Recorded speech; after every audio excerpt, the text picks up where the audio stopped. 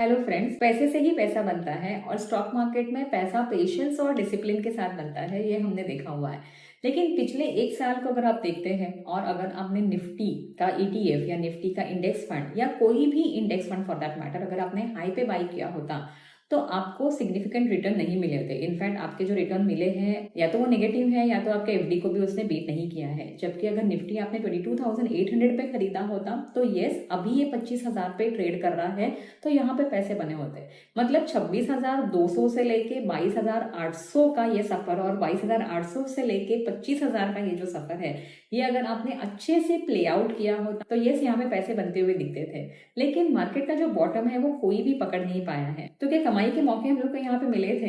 ETF या index fund में नहीं मिले, लेकिन यस, फॉरवर्ड्स एंड ऑप्शंस में है ऐसे मौके मिले थे।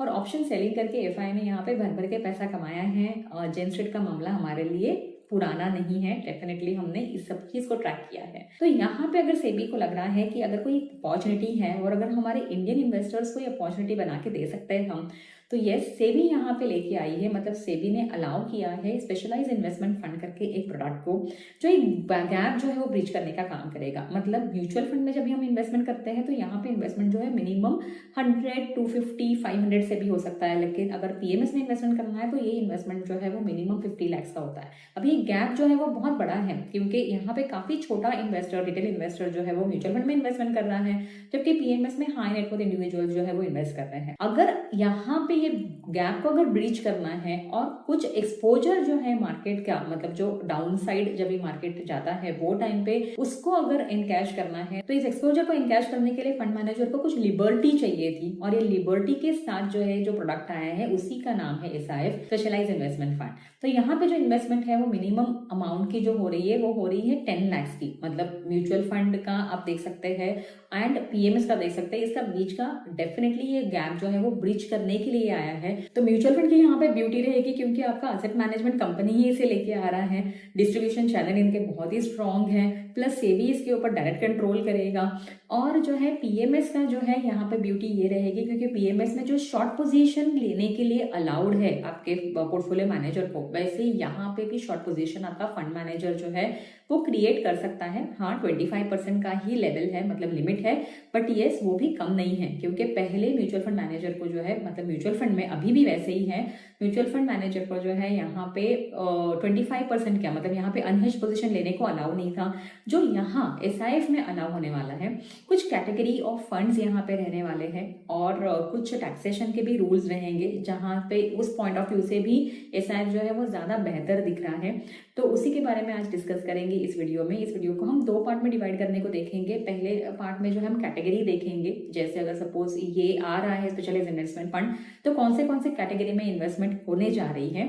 जैसे म्यूचुअल फंड में आप इक्विटी या डेट या हाइब्रिड में इन्वेस्टमेंट कर सकते हैं, वैसे एसआईएफ में भी कैटेगरीज होंगी। और जो है टैक्सेशन पॉइंट ऑफ व्यू से ये कैसे ज्यादा ब्यूटीफुली प्ले आउट होगा वो भी हम यहाँ पे देखेंगे। तो शुरुआत करते हैं हम पहले कैटेगरी के साथ। Welcome you all to our channel, और यहाँ पे हम कुछ वैल्यू एडिशन करने की कोशिश करेंगे in the life of the investors. तो सेबी के रूल के हिसाब से यहाँ पे एसआईएफ में भी जो है तीनों कैटेगरी में इन्वेस्टमेंट होगा। मतलब इक्विटी भी आपका फंड मैनेजर लेके आ सकता है, इक्विटी ओरिएंटेड स्ट्रैटेजी, फिर डेट ओरिएंटेड स्ट्रैटेजी भी रहेगी और हाइब्रिड स्ट्रैटेजी भी यहाँ पे रहेगी। इक्विटी ओरिएंटेड स्ट्रैटेजी में यहाँ पे 3 टाइप के फंड जो है वो लॉन्च कर सकता है। सबसे पहले जो ऑलमोस्ट सभी जितने अभी आए हैं आपके एसआईएफ जो लॉन्च हुए हैं, जैसे एसबीआई ने लॉन्च किया हुआ है, एडलबीज ने लॉन्च किया हुआ है, कॉन्ट ने लॉन्च किया हुआ है, तो यहाँ पे इक्विटी लॉन्ग शॉर्ट फंड जो है वो लेके आ सकते हैं। तो इक्विटी लॉन्ग शॉर्ट फंड में जो है 80% इक्विटी में इन्वेस्टमेंट होने वाला है, 25% जो पोजीशन है मैक्सिमम लेवल पे आप शॉर्ट पोजीशन क्रिएट कर सकते हैं, मतलब प्रॉफिट दोनों साइड से यहाँ पे होते हुए दिखेगा। सेकंड टाइप यहाँ पे है x top 100 long short fund. मतलब यहाँ पे जो टॉप 100 कंपनीज निफ्टी की है या मतलब सेंसेक्स की है, मतलब top 100 as per the market capitalisation, उनको हटा दीजिए। उसके बाद की जो कंपनीज रहेगी, मतलब मिड और स्मॉल कैप, जहां पे ग्रोथ अपॉर्चुनिटीज भी बहुत ज्यादा होती है, तो ये जो है आपका फंड मैनेजर यहाँ पे ढूंढ सकता है। और सेक्टर रोटेशन फंड जो है ये भी एक टाइप होगा इक्विटी ओरिएंटेड स्ट्रैटेजी में, जहां पे मिनिमम 80% इन्वेस्टमेंट जो है वो इक्विटी में होने वाला है और मैक्सिमम 4 सेक्टर्स जो है आपका फंड मैनेजर फोकस कर सकता है। अच्छा, अगर यहाँ पे कोई उसे लग रहा है कि सेक्टर जो है वो डाउन साइड जा रहा है, मतलब सेक्टर वीक है, तो वहां पे भी ये शॉर्ट पोजीशन बना के जो जो है पैसा बना के आपको दे सकता है। सेकंड स्ट्रेटेजी होगी आपकी डेट ओरिएंटेड स्ट्रेटेजी, जहाँ पे आपका फंड मैनेजर या तो डेट लॉन्ग शॉर्ट फंड बना सकता है, मतलब वो लेके आ सकता है, या सेक्टरल डेट फंड जो है वो लॉन्च कर सकता है। और तीसरी strategy same as mutual fund, यहाँ पे जो है हाइब्रिड इन्वेस्टमेंट स्ट्रेटेजी होगी, जहाँ पे दोनों वर्ल्ड का जो ब्यूटी है वो कंबाइन होगा, दैट मीन्स इक्विटी और डेट का। एक्टिव एसेट एलोकेशन फंड जो है आपका फंड मैनेजर लॉन्च कर सकता है। डायनेमिकली शिफ्ट यहाँ पे हम कर सकते हैं between equity, debt, REIT, INVIT जैसे अलग अलग असेट क्लासेस में मार्केट सिचुएशन के हिसाब से आपका फंड मैनेजर यहाँ पे पोजीशन बना सकता है। यहाँ पे सेकंड टाइप हो सकता है हाइब्रिड लॉन्ग शॉर्ट फंड। कम से कम 25% यहाँ पे एक्सपोजर जो है वो इक्विटी में रहेगा, 25% एक्सपोजर जो है वो डेट में रहेगा। तो बैलेंस ग्रोथ जो है ये भी यहाँ पे कंट्रोल रिस्क के साथ आपका फंड मैनेजर लेके आ सकता है। अभी हम बात करेंगे टैक्सेशन पॉइंट ऑफ व्यू से। तो टैक्स जो यहाँ पे होने वाला है वो म्यूचुअल फंड का जो टैक्सेशन का पैटर्न है उसी के हिसाब से यहाँ पे कैलकुलेट किया जाएगा। ये बेस्ट पार्ट है, क्योंकि अगर आप शॉर्ट पोजीशन भी क्रिएट कर रहे हैं यहाँ पे लॉन्ग शॉर्ट के हिसाब से, आप शॉर्ट सेलिंग भी कर रहे हैं, लेकिन फिर भी आपका जो फंड जो होगा, मतलब आपका जो इन्वेस्टमेंट होगा उसका टैक्सेशन जो है आप कितनी बार कितने टाइम के लिए इसे होल्ड कर रहे हैं वो हिसाब से उस पर डिपेंड करेगा। जैसे इक्विटी ओरिएंटेड फंड है, अगर लेस देन 1 ईयर के लिए आप होल्ड करते हैं तो 15% टैक्स आपको यहाँ पे बढ़ता है। और अगर इक्विटी ओरिएंटेड फंड है मोर देन 1 ईयर के लिए अगर आप होल्ड करते हैं तो 12.5% जो है ये टैक्स लगता है आफ्टर डिडक्टिंग दैट 1 लाख का प्रॉफिट। तो यही जो same in line with mutual fund, equity oriented mutual fund का जो टैक्स है in line with that he अगर आपका ये SIF का टैक्सेशन भी कंप्यूट होने वाला है। तो ये बेस्ट पार्ट है। नहीं तो अगर PMS को अगर आप देखेंगे तो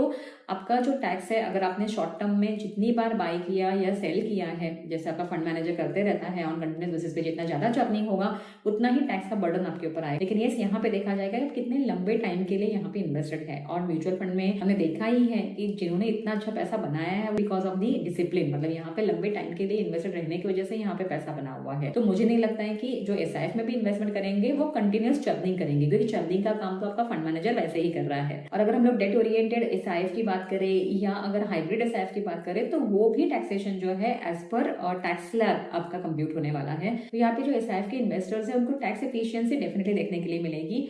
म्यूचुअल फंड सबका फेवरेट है, लेकिन SIF स्मार्ट इन्वेस्टर्स का सीक्रेट वेपन बनने जा रहा है। तो अगर आप चाहते हैं स्टेबल रिटर्न, उसके बाद प्रोफेशनल स्ट्रैटेजी और बेटर टैक्स प्लानिंग, तो मुझे लगता है कि SIF could be the next big move. क्या आप SIF के लिए तैयार हैं? कमेंट करके हमें जरूर बताइए। तो ये इन्वेस्टमेंट एवेन्यू अगर आपको अच्छा लगा है तो लाइक जरूर कीजिए। Thanks for your time and happy investing.